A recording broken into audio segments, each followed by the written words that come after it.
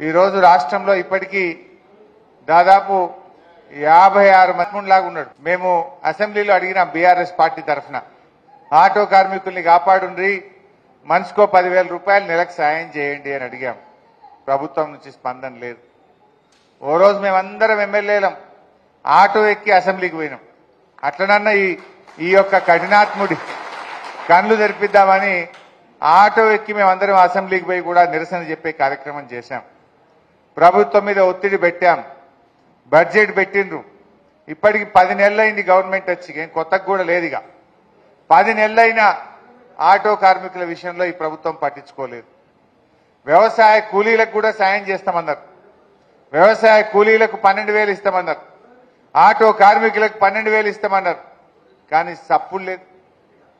పైకేలేమంటుండు, 1,50,000 కోట్లు కట్టి మూసీ సుందరీకరణ చేస్తారట. ఎవరిని ఉద్ధరిస్తావు? ఓ దిక్కు ఆటో కార్మికులు ఆత్మహత్య చేసుకుంటున్నారు, ఒక దిక్కు రైతులు ఆత్మహత్య చేసుకుంటున్నారు, ఒక దిక్కు వ్యవసాయ కూలీలు ఆపదల్లో కష్టాల్లో ఉన్నారు. అవ్వా తాతలకు 2,000 పింఛన్ సరిగిస్తలేవు. ఎస్సీ ఎస్టీ బీసీ హాస్టళ్లల్లా 6 నెలలకేలి అన్నం పెట్టడానికి పైసలు లేక పురుగుల అన్నం నీళ్ల చారుతో పిల్లలాగమవుతున్నారు. గవి చూడవయ్యా అంటే ఈయనట ఇక నేనేదో 1,00,000 కోట్లు ఖర్చు పెట్టా మూసి సుందరీకరణ చేస్తారట. మనుషులు బతుకుడు ముఖ్యమా, సుందరీకరణ ముఖ్యమా? పేదవాళ్లను కాపాడుడు ముఖ్యమా, నీ సుందరీకరణ ముఖ్యమా? అదట అందరు ఇల్లు కూలగొట్టారట. ఇంకా ఉద్దారకం ఏంటంటే గరీబోళ్లను ఓ 20,000 ఇండ్లు కూలగొట్టి సుందరీకరణ చేస్తారట. అంటే ఆ 20,000 అంటే 1,00,000 మంది జీవితాలు ఆగం చేసి 1,00,000 మందిని రోడ్డు మీద వారేసి ఇటు ఆటో కార్మికుల్ని పట్టించుకోవు, రైతుల్ని పట్టించుకోవు, మహిళల్ని పట్టించుకోవు, పెన్షన్దారులను పట్టించుకోవు, ఉద్యోగుల గురించి ఆలోచన చేయవు. దీనికి దేన్ని పట్టించుకోడట, కానీ దాన్ని సుందరీకరిస్తారట. వెనకటికేదో సామెత ఉంటుండే, ఇంట్లో ఒంట్లే పుండుకు సమర్ లేదట, కానీ కొట్టంకాడ పోయి 12 దీపాలు పెట్టొచ్చిందట. ఎవడో ఒంట్లే పుండుకు సమర్కు అవకాశం లేదు, కొట్టంకాడ 12 దీపాలు పెట్టొచ్చిన అన్నాడట. రేవంత్ రెడ్డి కథ అట్లున్నది. నువ్వు అసలు ఎస్సీ ఎస్టీ హాస్టళ్లలో బుక్కడి అన్నం పెట్టరా నాయన అంటే 6 నెలలకెళ్ళి పిల్లలకు అన్నం పెట్టేందుకు పైసలు ఇస్తలేవు. నువ్వు అవ్వా తాతలకు 4,000 ఇస్తా నరికితివి, 2,000 పింఛన్ కూడా చక్కగా రాకపోయా. ఇప్పటికీ గీది మాట్లాడవయ్యా అంటే 1,00,000 కోట్లతో మూసి కడతా అని వాళ్ళందరినీ హైడ్రానో డ్రామా కొడుతుండ్రు, డ్రామాలు చేస్తున్నాడు. ఇలా నేను అందుకే ఈ సందర్భంగా మళ్ళీ ఇక్కడి నుంచి కోరుతా ఉన్న రేవంత్ రెడ్డిని, చనిపోయిన 56 మంది ఆటో కార్మికులకు 5 లక్షల రూపాయలు ఎక్స్గ్రేషియా ఇచ్చి వాళ్ళని కాపాడండి. ఈ రాష్ట్రంలోని ఆటో కార్మికులందరికీ ఒక్కొక్కరికి నెలకు 10,000 రూపాయలు ఇచ్చి వాళ్ళ కుటుంబాలను నిలబెట్టండి. ఆటో కార్మికుల పిల్లలు చదవడానికి ఒక గురుకుల పాఠశాల పెట్టి వారి పిల్లల్ని చదివించండి అని చెప్పి నేను డిమాండ్ చేస్తా ఉన్నా. మళ్ళా పట్టుకుంటాం, రేపు అసెంబ్లీ మళ్ళా స్టార్ట్ అవుతుంది, రేపో మాపో మళ్ళా గట్టిగా అడుగుతాం. మీ తరఫున అసెంబ్లీలో నిలదీస్తాం, ఈ ప్రభుత్వాన్ని ఇచ్చిపెట్టాం. ఆ రోజు యానన్నే వాళ్ళు చచ్చిపోతూ ఉరుకుతుండే రేవంత్ రెడ్డి, ఓ చెంగటి బింగడి ఎగురుతుండే. మరి ఇప్పుడు 56 మంది ఆటో కార్మికులు చచ్చిపోయినరు. రేవంత్ రెడ్డికో ఈ కాంగ్రెస్ మంత్రికో ఒక్కరికన్నా వచ్చి మాట్లాడియడానికి మనసు రావట్లేదా? మీకు టైం దొరకలేదా? ఒక ఆటో కార్మికుడిని పరామర్శించి ధైర్యం చెప్పి మేమున్నామని నమ్మకాన్ని కల్పించడానికి మీకు చేతనైతలేదా అని నేను అడుగుతా ఉన్నా. అంటే ప్రతిపక్షంలో ఉంటే మాట్లాడుతుంది, ఇవాళ ఎందుకు మాట్లాడు? మీరు తీసుకున్న చర్యల వల్ల, మీ నిర్ణయాల వల్ల వాళ్ళు రోడ్డు మీద పడ్డారు. వాళ్ళను కాపాడండి అని చెప్పి మేము ఇవాళ ప్రభుత్వాన్ని కోరుతా ఉన్నాం. వాళ్ళని కాపాడండి. ఇప్పుడు ఏమైంది, పొద్దు నుంచి పొద్దుగా దాకా నడిపితే ఆ ఇన్స్టాల్మెంట్ కట్టడానికే కష్టమవుతున్నది. ఆ బ్యాంకులు తెచ్చిన అప్పు కట్టనీకి, వడ్డీలు కట్టనీకి, ఇల్లు కిరాయి కట్టడానికే ఇబ్బంది అయితే పిల్లల చదువెట్లా, కడుపుల పొట్టకెట్లా? ఇది ఆలోచన చేయాలన్నా వద్దా? వాళ్ళ కాళ్ళ మీద వాళ్ళు బతుకుతున్నారు. నిన్నేం రూపాయి అడగలే గవర్నమెంట్ను. వాళ్ళే ఆటో కొనుక్కున్నారు, వాళ్ళే లైసెన్స్ తీసుకున్నారు, వాళ్ళే నడుపుకొని బతుకుతున్నారు. వాళ్ళ కాళ్ళ మీద వాళ్ళని బతికేటోళ్ళని ఆగం చేసి వాళ్ళకి సాయం చేయమంటే నీకు ఎందుకు చేతులు రావు అని చెప్పి నేను అడుగుతా ఉన్నా. ఇలా ఆలోచన చేయాల్సిన అవసరం ఉంది. రాష్ట్రంలో ఏమైంది, 6 గ్యారెంటీలు అని నరికిరు. 100 రోజులు ఇస్తామన్నారు. బాండ్ పేపర్ మీద రాసి ఇచ్చిర్రు, రాసియలేదా? కాళ్ళల్లో మొక్కిర్రు, చేతులల్లో పట్టిర్రు. ఇక వచ్చే ఈయనే ఇత్తిమండ్రి. అయినాయే ఒకటన్నా? 2000 పింఛను 4000 చేస్తామన్నారు. అయినా అదే అవతాతలకు అయిందా? ఆ పింఛన్ రాకపోయే. కళ్యాణ లక్ష్మి ఎంబడే తులం బంగారం ఇస్తామన్నారు, వచ్చినాదే? అది బాయ్. మహిళలందరికీ 2500 రూపాయలు నెల నెల ఇస్తామన్నారు, వచ్చినాయే? విద్యార్థులకు 5 లక్షల భరోసా కార్డు అన్నారు, వచ్చినాదే? రైతు బంధు 7500 అన్నారు, పడ్డాయే? వానకాలం 7500 వల్లే పడే, 5000 కూడా వల్లే. ఇప్పుడు దసరా పండుగ రానేవంటే దసరా వెళ్తే కోతలు వస్తాయి. మరి ఇంకెప్పుడు ఇస్తాడు రైతు బంధు? మేము ఏమన్నాడు? కేసీఆర్ 5 ఇచ్చిండు, నేను 7500 ఇస్తా. ఏమే కేసీఆర్ ఏడాదికి 10 ఇచ్చిండు, నేను 15,000 ఇస్తా అని నమ్మిస్తేవి, రైతులు ఓట్లు వేసుకుంటేవి. అంటే ఓడదాటేదాకా ఓడమల్లప్ప, ఓడదాటినాక బోడమల్లప్ప. గడ్డకు పడ్డావు, గెలిచి కుర్చీలో కూర్చున్నావు. ఇవాళ రైతులకు కేసీఆర్ ఇచ్చే 10,000 పడకపోయా, నువ్వు ఇచ్చే 15,000 పడకపోయా. ఇంకెప్పుడు ఇస్తావు వానకాలానికి?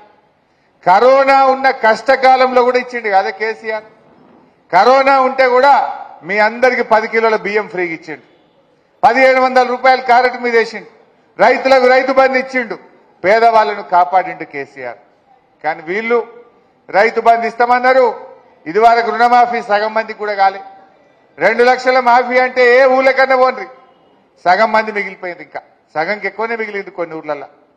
కొన్ని ఊర్లలో సగం అయింది, సగం కాలే. ఇంకా ఉల్టా ఏమయ్యా హరీష్ రావు, రాజీనామా ఇప్పుడు చేస్తావు? సిగ్గుండాలి అడిగేటందుకు కదా. 15 ఆగస్టు లోపల అందరికీ చేస్తా అని సవాలు వేస్తేవి, అయిందా? మరి ఏ ఊరికి పోదాం చెప్పు? ఏ ఊర్లోనన్నా పోయి, నీ బుద్ధున్న ఊరు తెలంగాణలో 100% రుణమాఫీ అయిందేమో అడుగుదామా పోయి? అయినాది ఎక్కడన్నా? మీరు కూడా ఊళ్ళకి వెళ్ళి వచ్చిన వాళ్ళే కదా. ఆటోలు ఎక్కితే అడిగితే చెప్పరా ఊళ్ళలో? మీ ఆటోలు ఎక్కేటోళ్ళతో అడిగితే మహిళలకు 2500 పడ్డాయా అంటే ఏమంటారు? చెప్తారా? చెప్పరా? 4000 పింఛన్ పడ్డదా అంటే చెప్పరా? రైతు బంధు గురించి అడిగితే చెప్పరా? రుణమాఫీ గురించి అడిగితే చెప్పరా? అంటే అన్ని అబద్ధాలు, కోతలు తప్ప చేతలు లేవు. అన్ని కోతలే, చేతలు లేవు ఈ ప్రభుత్వానికి. నేను నిన్న హైడ్రా కోసం పోయించిన, ఒక్కొక్కరు ఏమేడ్చుడు పాపం, వాళ్ళు ఆగబెట్టలేక ఇబ్బంది అయింది. ఎంతో కష్టపడి ఇల్లు అంటే ఏముంటదే, వెనకడో సామెత ఉండే, పెళ్లి చేసి చూడు ఇల్లు కట్టి చూడు అని. ఒక్క ఇల్లు 2 ఇల్లు కాదు, 20,000 ఇల్లు కూలగొట్టాడు పుణ్యాత్ముడు. ఈ పుణ్యాత్మునికి కూలగొట్టుడు తప్ప కట్టుడు తెలియదు. కూలగొట్టుడే ఏమనంటే ఇక 20,000 ఇల్లు కూలగొట్టాట, సుందరీకరణ చేస్తారట. వాళ్ళు పాపం బ్యాంకులలో అప్పులు తెచ్చి రూపాయి జమ చేసుకొని ఇల్లు కట్టుకుంటే దాన్ని కూలగొట్టే కార్యక్రమం చేపట్టి, పోనీ అదేమన్నా పనికొచ్చేదా? 10 మందికి ఉద్యోగం వచ్చేదా? ఏమన్నా రైతులకు నీళ్లు వారేదా? బతుకులు బాగుపడేదా? అంటే సుందరీకరణ అన్నట. ఇప్పుడు మొదలు కడుపు నిండాలి కదా. గా పిల్లల గురించి చూడు, ఈ ఆటో కార్మికుల గురించి చూడు, గా రైతుల గురించి చూడు, గా మహిళల గురించి చూడు, గా పెన్షన్దారుల గురించి చూడు, గా విద్యార్థుల గురించి ఆలోచించు. పల్లెటూర్లలో ట్రాక్టర్ల డీజిల్ పోతామంటే పైసలు లేదు ఊర్లో పొన్న. దసరా పండుగ, బతుకమ్మ పండుగ వస్తుంది, ఊర్లో పొన్న బుగ్గలు కాలిపోయినాయి, బుగ్గలు ఇద్దామంటే గ్రామ పంచాయతీలలో పైసలు లేవు. బుగ్గలకు పైసలు లేవు కానీ 1,00,000 కోట్లు పెట్టి సుందరీకరణ చేస్తారట. ఇలా సర్పంచ్లు అప్పుల పాలైపోయినరు.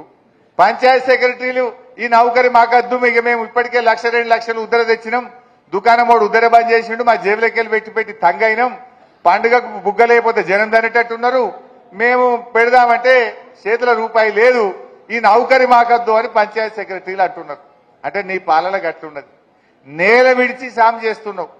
ఊర్లో పొన్న మలేరియా, డెంగ్యూ, చికెన్ గునియా జ్వరాలు వచ్చి మొత్తం జనాలు ఆగమవుతున్నారు దవాఖానల పొన్న. ఎందుకు వస్తున్నాయి జ్వరాలు? చెత్త ఎత్తక, పారిశుద్ధ్య కార్మికులకు జీతాలు ఇయ్యక ఊర్లన్నీ పల్లెలన్నీ ఆగమైపోతున్నాయి నీ యొక్క పాలనలో. 10 నెలల్లో ఆగం పట్టించినవు. 10 ఏళ్లలో కేసీఆర్ అందంగా ముద్దుగా తీర్చిదిద్దితే 10 నెలల్లో మొత్తం తెలంగాణను ఆగం పట్టించే కార్యక్రమం చేస్తా ఉన్నాడు. ఆలోచన చేయాలి మీరు కూడా. ఆటోలో బయటప్పుడు చర్చ పెట్టాలి. ఆటోలో బయటప్పుడు మీ ప్యాసింజర్లతోని ఏమైంది, ఊళ్ళో ఏమనుకుంటున్నారు, 4,000 వచ్చిందా, తులం బంగారం వచ్చిందా, కళ్యాణ లక్ష్మి వస్తుందా, కేసీఆర్ కిట్ వస్తుందా, ఇవన్నీ కూడా అందరితో మీరు అడగాలి, చర్చ పెట్టాలి. కేసీఆర్ ఉండగా దవాఖానలో డెలివరీకి పోతే కేసీఆర్ కిట్ వచ్చు, ఇప్పుడు అది కూడా బంద్ చేశారు. కేసీఆర్ కిట్ కూడా బంద్ అయిపోయింది. ఇట్లా ఉన్నది. ఇవన్నీ కూడా మీకు కూడా తెలియని ఏం కావు. ముఖ్యంగా మన Siddipet auto credit cooperative society అనేది ఇది రాష్ట్రానికి కాదు భారతదేశానికే ఆదర్శం.